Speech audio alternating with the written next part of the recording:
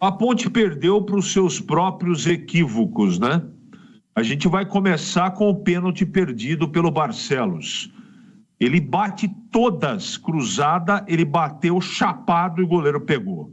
A partir daquele momento que a Ponte vencia por 1-0, o time sentiu emocionalmente, acreditem, estava ganhando o jogo e parou de jogar. Não teve o mesmo desempenho até o momento que sofreu o pênalti. Ali estava dominando completamente a partida. O Gleger fez uma observação naquele momento, entre o gol e o pênalti, que o Diogo era um mero espectador, como foi no primeiro tempo, com exceção de um lance de empate.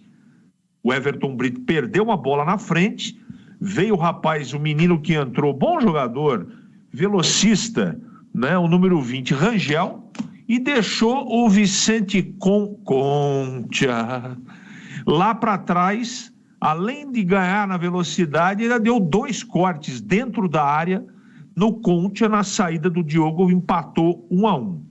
Foi para o intervalo o time da Ponte, sem modificação, voltou para o segundo tempo. Mas você, em poucos minutos do segundo tempo, já dava para perceber que o time estava esquisito. O time estava esquisito. E a Ponte não jogou nada no segundo tempo. Nada, absolutamente nada. E todas as vezes que isso aconteceu, no time do Valentim, que eu vou falar agora, o time teve dificuldade. Todas as vezes que a Ponte teve que trabalhar a bola, resolver o problema com inteligência e com calma, ela não resolveu. Que é a história de propor o jogo. A Ponte não tem essa característica e ela não está treinada para isso. Porque dá para fazer melhor do que está sendo feito.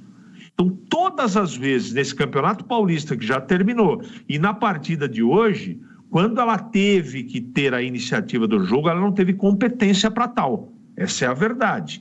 É verdade também que o Concórdia teve muito mérito na marcação, foi um time muito disciplinado, muita garra, não tem grandes valores individuais, mas um time que entregou a vida dentro do campo.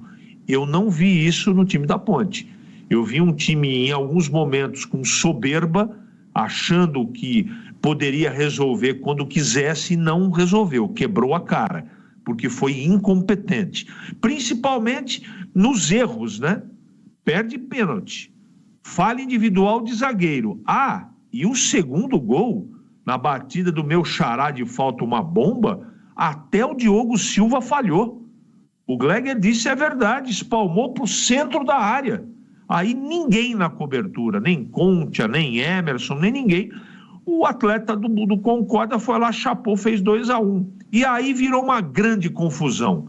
Não é? Como sempre, todas as vezes que a Ponte precisa utilizar o banco para fazer algo diferente, não dá certo. Ou pelo menos até agora não deu certo. E na partida de hoje foi mais um capítulo. E qual é o capítulo? Todas as vezes com esse elenco, com esse comandante, que o time tem que tomar a iniciativa, não é? Propor o jogo, as coisas não acontecem.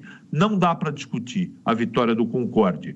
E ela foi embasada nos erros da Ponte e na incompetência no time de ter calma, tranquilidade, para levar a bola para o ataque e fazer um gol que era absolutamente possível. Mas, infelizmente, para a torcida da Ponte, o Concórdia eliminou a macaca, Edu.